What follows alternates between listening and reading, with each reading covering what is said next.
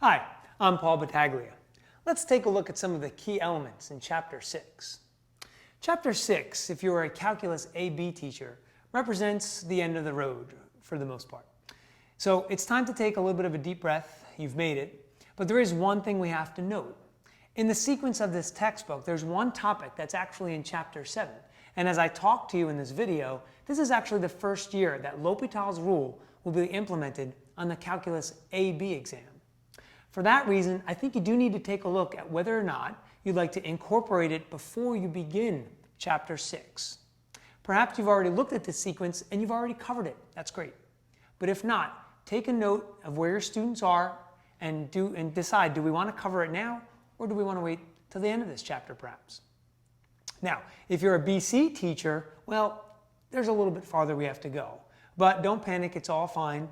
We're going to get there. It's just a matter of looking at our pacing at this point.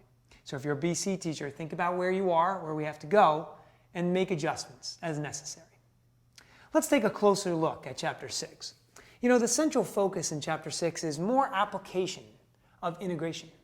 And we're looking at area between curves in section 6.1. And then we really dive into volume in section 6.2 and 6.3. We'll cover many methods, the disk method, the washer method, and the shell method. Sometimes what gets lost in there is the need to look at the volume of cross-sectional solids. And make no mistake, this can actually be a thorn in students' side, so take some time here. As I said before, if you're a Calculus AB teacher, hopefully you have a little bit of time to slow down a bit, make sure students don't just know how to do these things, but why. So that being said, there are some discovery opportunities here. I think it's great to be able to bring in some manipulatives to show students how the volume is done with a rotational solid. Maybe you can use some cylindrical objects. Maybe you can use things as apples and you core the apple. And you use that to represent the washer method. I mean, be creative, think about it for a little bit. But it's a great opportunity for students to get their hands on something and make that deep connection between what they're doing and why they're doing it. Now, section 6.4 covers arc length and surface area.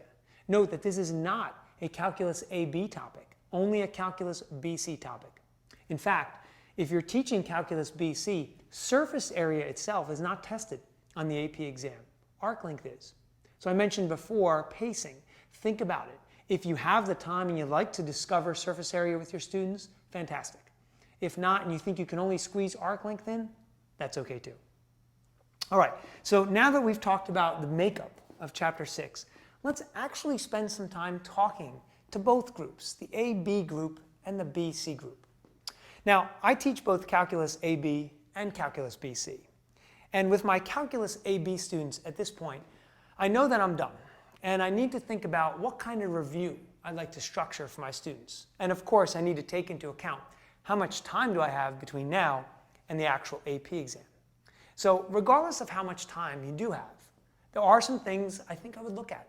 Number one, I may want to try and put my students in more stressful situations. Now keep in mind, you have AP students, and there's a very good chance that your class is not the only AP class that they're taking. So tread lightly here. You really need to know the mental makeup of your class. That being said, I think we want to maybe give them some timed assessments. Perhaps you can look for some released exams by the College Board, remembering that you can only give those exams in class and they're not to leave the classroom. Secondly, I think you want to try and highlight where the students may be having difficulty. For instance, are your students a little bit too reliant on the graphing calculator? See, certainly when we do volume and area, there will be a need to look at some problems solely with the use of a graphing calculator. But we need to discourage using that calculator syntax. And there are occasions where students will need to be able to do those calculations by hand. So look at that. Are they too reliant or not reliant enough, not fluent enough? Also, look at whether your students have any deficiencies handling multiple choice questions versus free response questions. What's giving them more trouble? See, this way you can structure a more comprehensive review and your students will feel much more confident that they're prepared. And in turn, you'll feel more confident that you've prepared them well. Now finally, if you're a Calculus BC teacher, as I said before, we're not quite ready to review, but we do have to keep an eye on pacing because we need to know where we're going after this. How much time do we have remaining? And will I be able to give my students somewhat of a review? See, I know as a Calculus BC teacher that we can sometimes feel crunched for time. It's absolutely the case. But I always try and give my students the same benefit that I give the AB students. If nothing more, a Q&A session, a couple of them. I want them to be able to start to get ready, not feel any trepidation about things that are bothering them. Ask me what you're still having trouble with. Maybe I can help you.